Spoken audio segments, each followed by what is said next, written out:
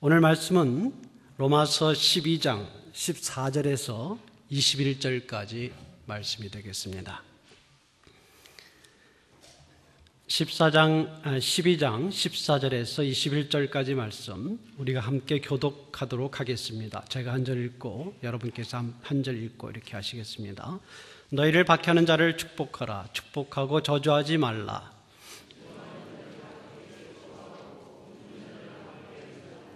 서로 마음을 같이하며 높은 데 마음을 두지 말고 도리어 낮은 데 처하며 스스로 지혜 있는 채 하지 말라.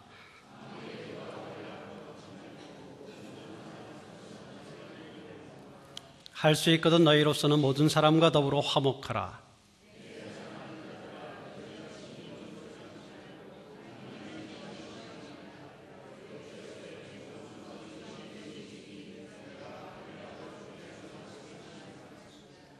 내 원수가 줄이거든 먹이고 목마르거든 마시게 하라. 그리함으로 내가 숯불을 그 머리에 쌓아 놓으리라.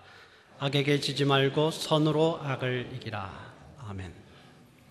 오늘 말씀은 우리 그리스도인들의 교회에서의 생활이라기보다는 사회생활에 대한 말씀으로 생각이 됩니다.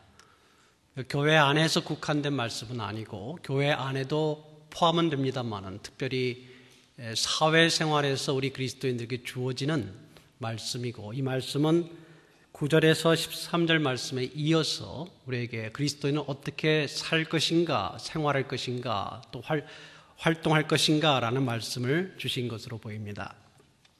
특별히 이 구절은, 이 부분은 21절에 악에게 지지 말고 선으로 악을 이기라 라는 말씀이 결론적인 말씀이 됩니다.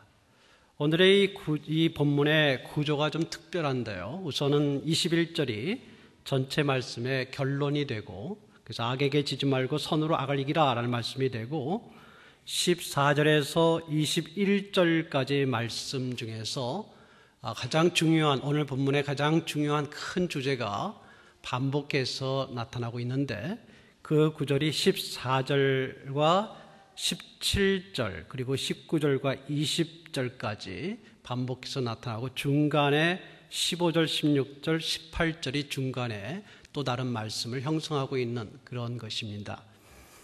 여러분이 제가 지금 이야기한 그 큰 구조의 틀을 이야기 드린 것이 금방 들어오지는 않을 것입니다만은, 먼저 제가 21절의 결론적인 부분을 조금 설명한 드린 다음에 오히려 그 부분을 근거로 해서 오늘 본문의 말씀들을 나누도록 하겠습니다. 악에게 지지 말고 선으로 악을 이기라 라고 이야기했을 때, 우리가 번역할 때 지지 말고 이기라 라고 나왔는데, 정확하게 이 원래의 말을 직역하면 똑같은 동사, 이기다, 니카오라는 동사인데 이 단어가 2번 반복되고 있습니다. 무슨 말이냐면 앞에 이기다라는 말을 거꾸로 수동형으로 돼서 이김을 당하지 말게 하라. 다른 말로 하면 이거는 이기다라는 말도 되지만 정복하다라는 말이거든요. 그러니까 정복 반대로 수동으로 되면은 정복당하지 말아라. 부정사가 합쳐져서 정복당하지 말아라. 뭐에 정복당하지 말아야 되느냐? 악에게 정복당하지 말아라. 그리고 정복해라. 악을 정복해라. 어떻게 정복해야 되느냐? 선으로 악을 정복하라. 이 말씀이 21절의 말씀입니다. 다시 한번 말씀드리면은 정복하라, 이겨라 라는 말이 두 번 반복되는데, 한 번은 부정이고 수동형으로 돼서 이 악에게 정복당하지 말아라. 악이 너를 주관해서 너를 이기게 하지 말고 너가 그 악을 정복해라. 어떻게? 선으로 악을 정복해라, 이겨라 라는 21절의 이 말씀이 오늘 주어지는 전체 말씀을 관통하는 주제가 되겠습니다. 14절의 말씀을 우리가 보게 되면 14절과 짝이 되는 게 17절의 말씀인데, 우선 14절의 말씀에서 박해하는 자에 대해서 말씀을 나눕니다. 이 박해한다라는 것은 우리가 그대로 이해할 때는 물리적으로 우리를 못 살게 하고 우리를 괴롭히고 핍박하는 자를 말합니다. 그런데 그것만 그 뜻이 포함된 게 아니라 이 원래 이 말에는 박해하다라는 말과 또 어떤 말이 같이 포함되어 있냐면 우리를 고소하는 자도 포함되어 있습니다.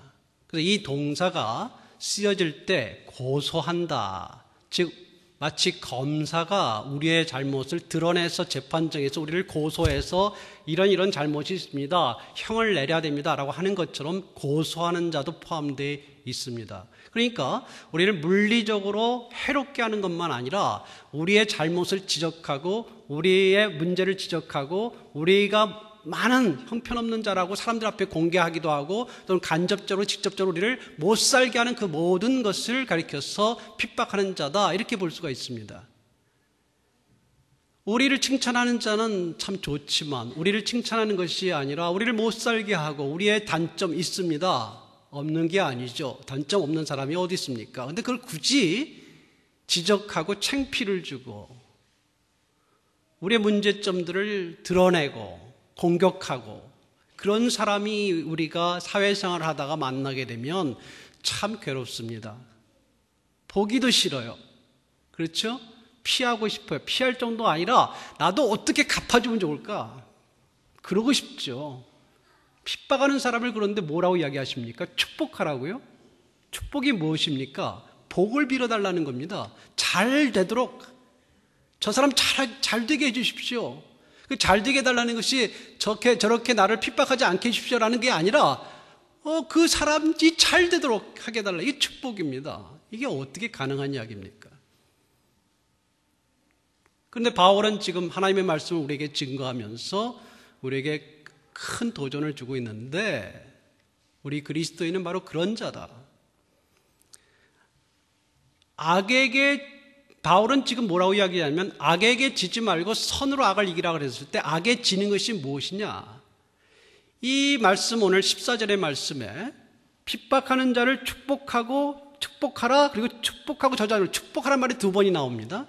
축복하라, 그리고 저주하지 마라. 저주란 무엇이냐면 저주란 말은 이게 원래 어떻게 쓰인 말이냐면 기도하는 것과 관련되어 있는데 기도 중에서도 저주 기도입니다. 그러니까 기도 중에서도 그 사람이 나쁘게 되기를 신에게 기도하는 것, 이것이 이 단어의 뜻입니다. 이해되시죠? 당연하죠.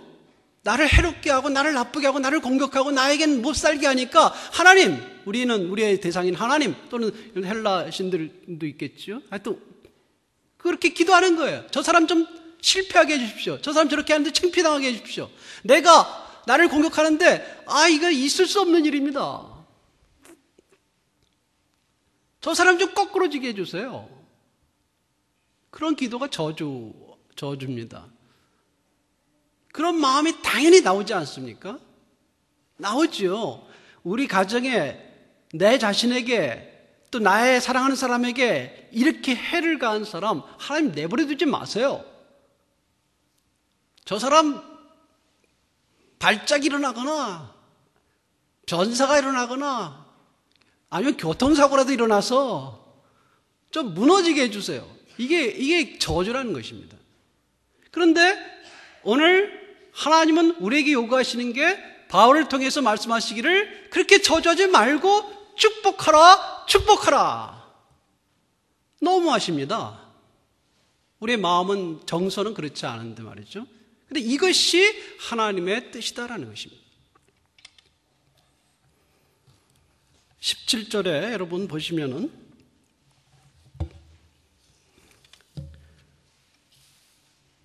아무에게도 악을 악으로 갚지 말고 그렇게 말씀하셨는데 모든 사람 앞에서 선한 일을 도모하라 라고 말씀하셨는데 이 말씀은 14절에 짝이 되는데요.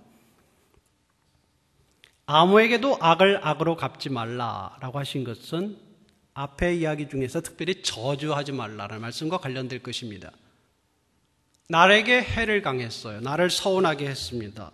나를 미워해하고 있어요. 욕하고 모욕하고 못살게 굴고요. 핍박하고 해를 끼치거나 살해 위협을 강한 자에게 대해서도 우리 그리스도인에게 주어진 게 뭐냐? 그 악한 것, 나를 나쁘게 한 것에 대하여 나도 나쁜 것으로 갚지 말라. 저주하지도 말고 나쁜 것으로 갚지도 말라. 이렇게 이야기하셨습니다. 그래서 이 말씀을 통해서 우리에게 악으로 갚는 것은 그리스도인의 마땅한 태도가 아니다. 이것이 사회생활에서 우리 그리스도인들이 해야 될 중요한 하나님의 뜻이다라는 것입니다. 놀라운 일입니다. 모든 사람 앞에서 선한 일을 도모하라라고 하셨는데 이 말을 우리가 잘 이해하시면 도모하다라는 것은 생각하고 준비하는 것입니다. 그리고 제공하는 거예요. 주는 것입니다. 이 말의 뜻이 그거예요. 도모하다라고 우리 번역되어 있는 말은 생각하고 미리 준비하고 그렇게 주는 것입니다. 뭐를 주라 그랬냐면 선한 것을, 선한 일이라고 되어 있습니다만은 선한 일, 선한 것으로 이런 뜻이에요. 선한 것으로 준비하고 주고 미리 생각해서 그렇게 줘라. 근데 모든 사람 앞에서라는 것은 모든 사람에게 그렇게 하라는 것입니다. 예외가 없다는 거예요. 그러니까 나에게 조금 해를 끼친 사람에게 그래도 좀 용서해 주는 거, 그것만이 아니라 나에게 해를 끼친 사람이든 해를 끼치지 않은 사람이든 모든 사람에게 선대하라는 것입니다. 참 어려운 말입니다. 여러분, 아까 우리가 14절의 말씀에 축복하라, 핍박하는 자를 축복하라, 잘되게 기도하라는 것입니다. 잘되게 기원하라는 것이죠. 이 말씀과 관련해서 모든 사람 앞에서라는 것은 증인을 말한다기보다도 모든 사람에게, 모든 사람 앞에 선한 것을 베풀어라. 악을 악으로 갚지 말고가 짝이 되기 때문에 나쁘게 한 것을 나쁘게 하지 말고, 나쁘게 한 것을 악한 것이라고 표현했습니다. 나쁘게 한 것을 도리어 선한 것으로 그 앞에 두어라. 뭔지 아시겠죠? 어떤 사람이 나에게 해를 가했습니다. 나쁘게 했습니다. 나도 그걸 나쁘게 해야 돼. 요새 그런 드라마가 인기를 끌고 있죠. 아내의 유혹 끝났습니다. 요새는 남편의 유혹입니까? 그 제목이 뭔지 제가 모르겠습니다만, 그렇죠? 나에게 해를 끼치고 나를 위해하고 나를 심지어 죽이기까지 했으니까 그것을 변장해서 다르게 해서 얼굴을 다르게 하고 또는 점을 찍어서 그 원수를 갚는 겁니다. 그게 정상이에요. 그게 사회의 모습입니다. 그게 일반적인 사회의 모습입니다. 근데 주님은 우리에게 뭘 원하시는 거예요? 그렇게 하지 말라는 것입니다. 그게 그렇게 하는 것이 뭐냐? 악에게 지는 것이다라는 거예요. 그게 너에게 악을 행하고 너에게 나쁘게 한 자를 너가 또 나쁘게 하면 너가 악에게 오히려 지는 거다라는 거예요. 악에게 굴복되는 거라는 것입니다. 우리 생각에는 그 악하게 한 자를 내가 쳐야 내가 그 악을 이기는 것 같잖아요? 우리 생각에는. 근데 아니다라는 겁니다. 나에게 나쁘게 했어요? 어떤 친구가 어떤 며느리가 나를 나쁘게 했어요? 그러면 그것을 나쁘게 지어박아야 이게 악을 갚는 거잖아요. 근데 그게 아니라는 것입니다. 그게 악에게 지는 거라는 것입니다. 왜? 악을 선택했기 때문에. 나쁜 일에 나쁜 것을 선택하면 그것은 나쁜 것에 지는 것이다라는, 나쁜 것에 의하여 정복당했다라는 것입니다. 그러지 말고 오히려 선으로 악을 이겨라, 갚으라. 그 앞에 오히려 선한 것으로 베풀어라. 저주하지 말고 오히려 축복하라. 이것이 복음입니다. 이것이 그리스도의 모습이었죠. 그를 핍박하고 믿지 않고 채찍질하고 그를 십자가에 못 박아서 죽이기까지 한 그들을 위하여 그리스도가 어떻게 하셨습니까? 그들을 위하여 기도하셨습니다. 그가 부활하신 이후에 제자들에게 복수하라 하셨습니까? 나를 미워하고 나를 십자가에 죽은 나를 피를 흘린 저 사람들 내버려두지 말아라, 다 죽여라 하셨습니까? 아니면 그들을 용서하라 하셨습니까? 그들에게 복음을 증거해서 그들도 하나님의 백성이 되게 하라 하셨습니까? 모든 이들에게 이 하나님의 빛을 전하라 하셨습니까? 그리스도가 원수를 사랑하라라는 말씀으로 하신 것이 아니라 삶으로 하셨습니다. 스데반이 순교당할 때 그를 돌로 치는 자들을 향하여 오히려 기도하고 하나님께, 주님께 간구할 수 있었던 것은 힘이, 용서하는 힘이, 그들을 위하여 기도하는 힘이, 저주하지 않고 축복하는 힘이 그에게 있어서가 아니라 주어졌기 때문입니다. 예수님의 본을 보았기 때문입니다. 그리스도가 그에게 용서할 수 있는 파워를 주었기 때문입니다.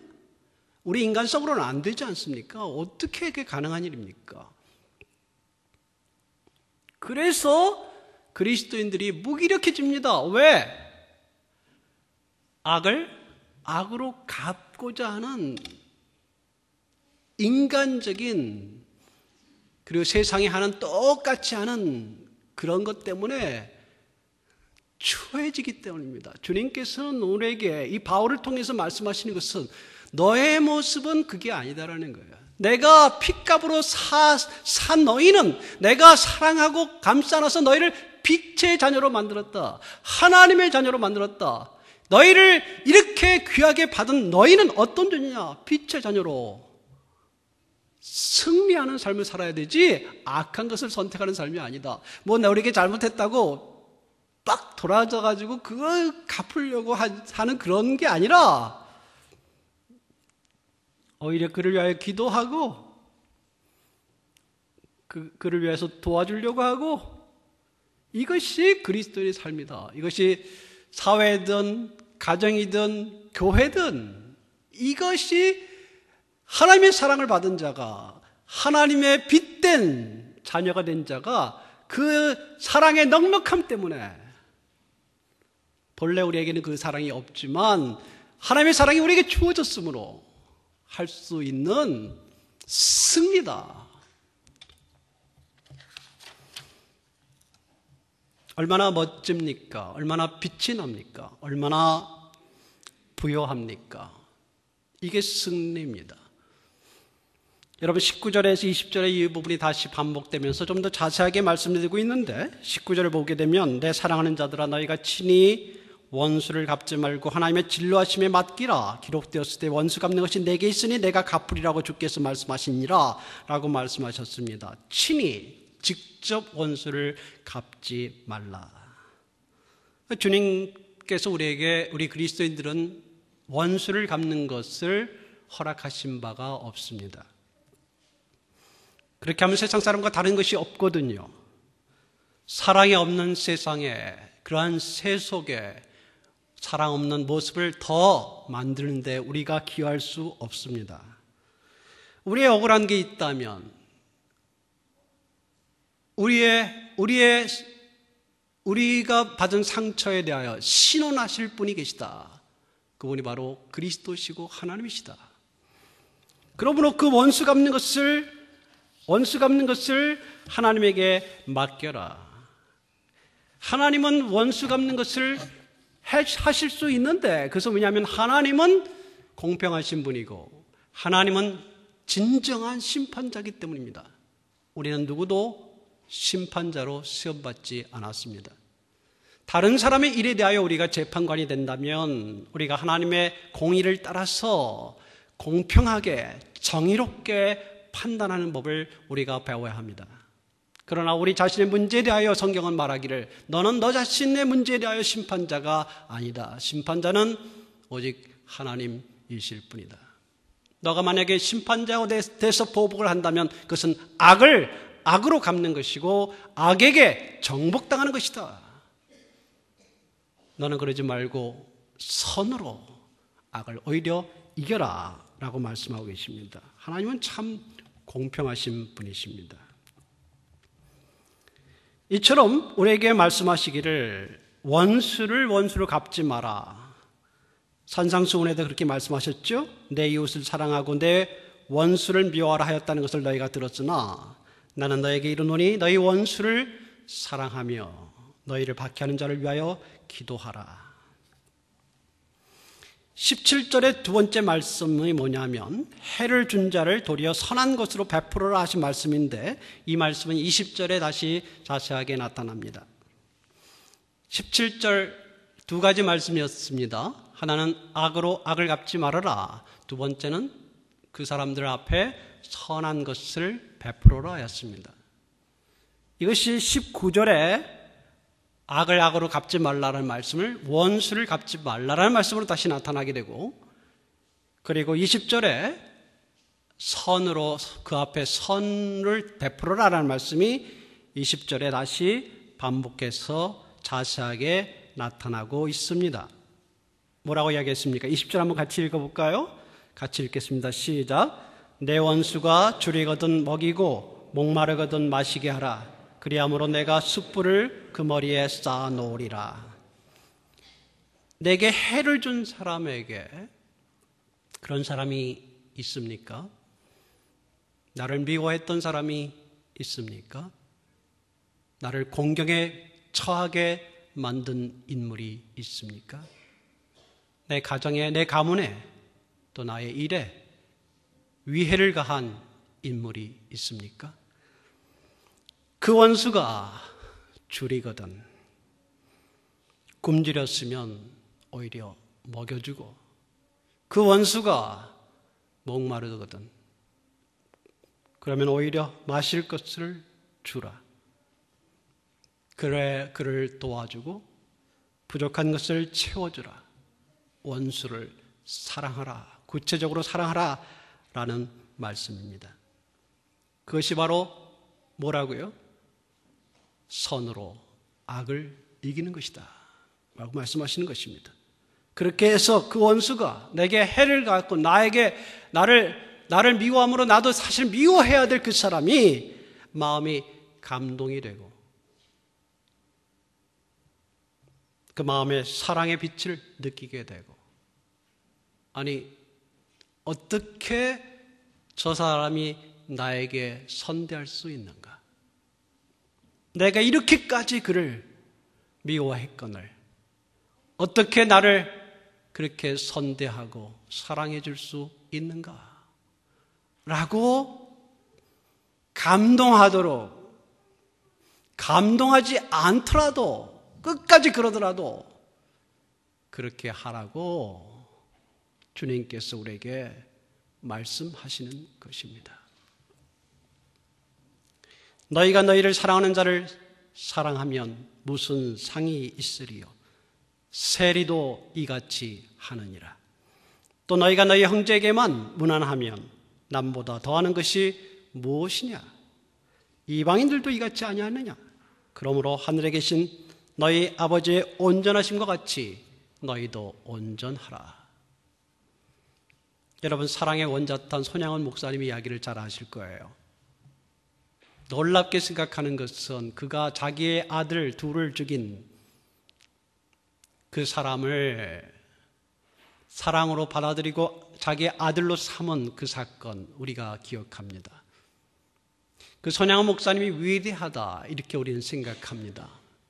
그러나 그 위대함이 그 자신에게서 나오지 않고 그가 그리스도와 연결되었기 때문입니다. 그리스도의 사랑이 손양원 목사님 마음에 흘러 넘쳤기 때문입니다. 그래서 손양원 목사님 그 주위가 그리스도의 빛으로 환해진 것입니다. 여러분, 제가 유학 시절에 어떤 교수님 한 분을 만난 적이 있습니다. 한국 교수님 한 분이 그 이야기를 여러분이 들으셨는지 모르겠습니다만은 연구년을 받아서 1년 동안 그곳에 가서 연구하시고 자녀들을 교육하시고 그러셨는데요. 그곳에 유학했던 여러 목사님들과 함께 정기적인 성경 공부를 하곤 했습니다. 그런데 이분이 믿음 생활을 상당히 오랫동안 했는데도 세례를 받지 않으시는 거예요. 집안이 그 오랫동안 집안이 믿음 생활을 했는지는 모르겠습니다만은 그 아내 되는 분이 권사님이시고 또 자녀들도 다 세례를 받았는데 당신은 세례를 받지 않으시는 겁니다. 그래서 왜 세례를 받으시지 않는가 이렇게 궁금해했는데 그분이 어느 날 그런 이야기를 들려줍니다. 6.25 때 고향에서 있었던 일이라고요. 공산군이 쳐들어왔을 때 그분의 아버지가 반동으로 몰렸다고 합니다. 그래서 그 선동하는 사람들에 의해서 동네 사람들이 선동이 돼서 동네 사람들에 의하여 죽창에 찔려서 죽으셨고요. 그 현장에 어린 소년이었던 그 교수님이 있었다고 합니다. 나중에 동란이 끝나고 상당한 시간이 흘렀을 때 고향 사람들이 계속 모여 있는데 그 일을 주동하던 사람이 그 고향에 남아 있었다는 거죠. 그 사람을 용서할 수 없다고 했습니다. 당연하겠죠. 그래서 내 마음에 용서할 수 없는 사람이 있는데 어떻게 세례를 받느냐 그러시더군요. 그래도 우리 목사들은 용서할 수 없어도 믿음으로 세례를 받으면 또 나중에 용서할 수도 있게 될 것이고 믿음으로 받는 거지 우리가 잘나서 받는 거냐 이렇게 권면을 했는데도 끝내 거기 계시는 동안에 세례를 받지 않으셨습니다. 그분은 떠나가셨고 한국으로 돌아가셨어. 1년이 됐을 때 1년쯤 됐을까요? 소식을 들었어요. 그러면서 뭐라고 그러냐면 세례를 받으셨다고 그러더군요. 그래서 어떻게 받으셨는가라고 물어보니까 어느 날 자기의 원수를 찾아가서 용서를 해줬다고 합니다. 그 상대되는 분은 나이가 이제 많으셔서 거동하기가 불편한 분이셨는데 자기의 마음속에 이제 용서에 대한 마음이 생겼다는 거예요. 그래서 가서 다 용서한다고 하니까 그 상대방 그 노인분은 거동이 불편한 그분이 하염없이 눈물을 흘리시더라는 것입니다. 그리고 나서 이분은 세례를 받았습니다. 어떻게 그 원수를 사랑할 수 있을까요? 누가 그 사랑을 하게 하는 것입니까? 세상은 깜깜한데 그 깜깜한 속에 빛이 어떻게 오는 것입니까? 미움과 분노와 슬픔과 탄식과 상처가 가득한 곳에 그 상처와 슬픔과 미움과 어두움을 헤치고 나타나는 하늘의 빛이 무엇입니까? 그리고 그 빛이 어떻게 주어지나요? 누구를 통해서 주어지는 것입니까? 그리스도의 사랑, 하나님의 사랑 없이 그것이 용서가 되는 것입니까? 어떻게 그 어둠에 사랑의 빛이 전달될 수 있는 것입니까? 오늘 우리에게 하나님은 원수를 사랑하라 말씀하십니다. 그동안 마음에 어려웠던 것, 우리를 못되게 했던 것, 우리를 슬프게 했던 것, 우리를 아프게 했던 사람들, 여러분 생각나십니까? 내가 용서할 수는 없습니다. 그러나 나를 용서하신 주님이 내 안에 계십니까? 우리를 하나님의 자녀로 받으셔서 어둠에서 우리를 빛으로 인도하신 하나님의 사랑을 아십니까? 그 하나님의 사랑에 의지해서 하나님께서는 이제 우리를 빛의 자녀로, 사랑의 자녀로 부르시는 것입니다. 오늘 말씀은 그렇게 크게 원수를 갚지 말고 그들을 선대하라는 말씀이 주어집니다.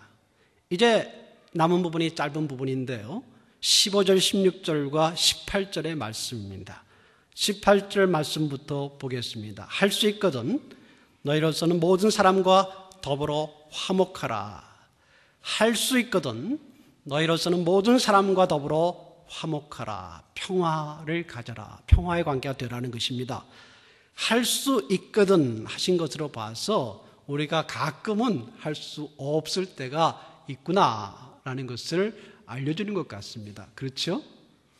가끔은 할 수 없습니다. 그러나 그런 방향으로 나아갈 수 있습니다. 주님 때문이죠. 모든 사람과 더불어 교회 내의 이야기만이 아니라 교회 밖의 이야기를 다 포함할 것입니다. 세상에서 우리 그리스도인이 어떻게 살 것인가? 모든 사람과 더불어 화목해라, 평화하라 할 수 있는 대로 그렇게 하고 원수관계를 맺지 마라. 원수관계라는 것은 양쪽 관계예요. 한쪽에서 주는데 한쪽에서 안 받으면 관계가 형성되지 않습니다. 일방적으로 당하기만 하면 원수관계가 되는 것은 아니죠. 이 말씀은 앞에 구절인 15절, 16절과 짝을 이루고 있는데 15절에 즐거워하는 자들과 함께 즐거워하고 우는 자들과 함께 울라. 사람들과 평화관계를 가지는 것이 평화 관계를 이루는 것이, 화목한 관계를 이루는 것이 단지 원수를 갚지 않고 그를 선대하는 것에만 있는 것이 아니라 보다 적극적으로 더 나아가서 다른 사람들의 슬픔과 기쁨, 그들의 애환에 같이 하는 것도 필요하다라는 말씀을 주신 것입니다. 그래서 다른 이들의 기쁨에 함께하고 다른 이들의 슬픔에 함께할 때 이것이 적극적으로 평화관계를 이루는 것이라는 것입니다. 16절에 서로 마음을 같이 하며, 이 겸손과 하나된 마음을 이야기하는데 주로 바울이 겸손에 대한 표현들입니다. 이 16절의 이야기가 높은 데 마음을 두지 말고 교만하지 말라는 것이죠. 도리어 낮은 데 처하고, 낮은 데 처라는 것은 장소적인 의미도 있습니다만 마음의 상태를 낮게 두고 겸손하라는 말씀이기도 하면서 좀 부족하고 연약한 사람, 직장 내에, 사회 내에 좀 연약한 그들을 끌어안으라는 말씀도 포함됩니다. 우리 그리스도인들에게 요구하시는 거예요. 그리고 스스로 지혜 있는 체 하지 말라. 이것도 겸손과 관련된 것입니다.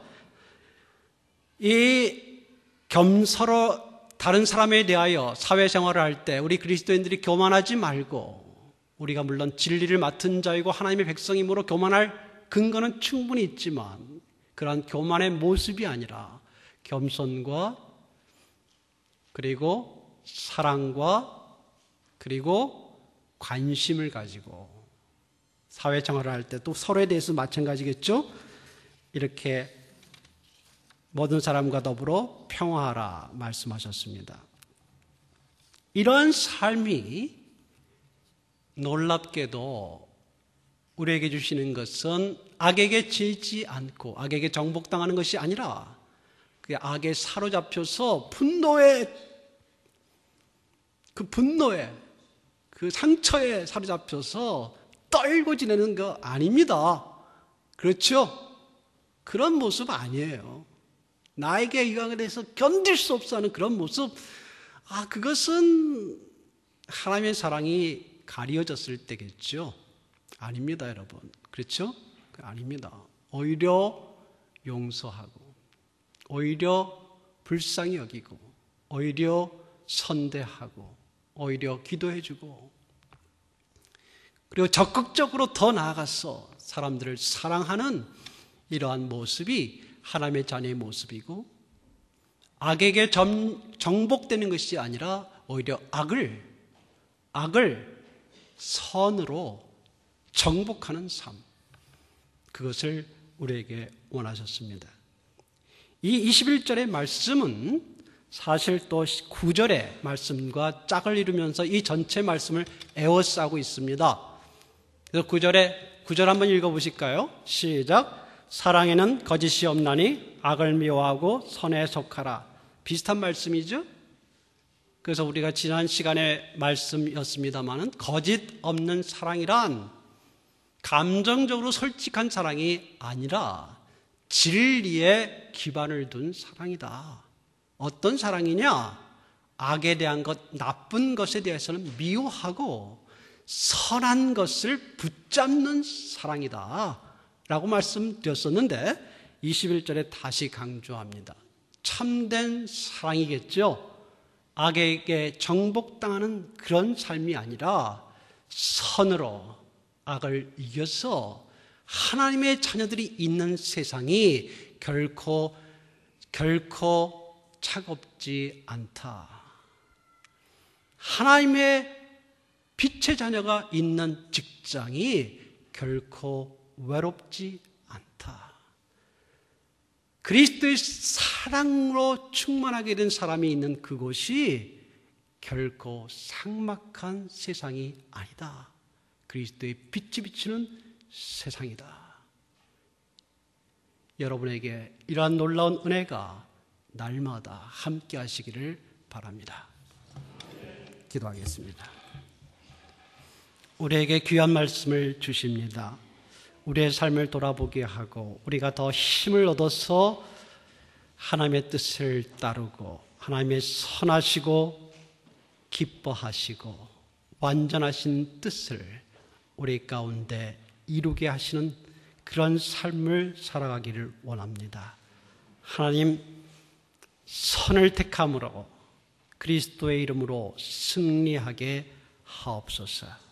아무도 과거에 우리 가운데 어느 누구도 과거의 덫에 걸려서 넘어지고 쓰러지고 아파하지 않게 하시고 모든 상처와 슬픔을 그리스도의 사랑과 은혜와 피로 회복되게 하시고 건강하게 되어지게 하시고 그리고 우리에게 주신 그 사랑의 마음으로 원수까지라도 사랑하여 우리가 있는 그곳이 하나님의 빛과 사랑이 흐르는 하나님의 뜻이 이루어지는 귀한 곳이 되게 하옵소서. 예수님의 이름으로 기도했습니다. 아멘.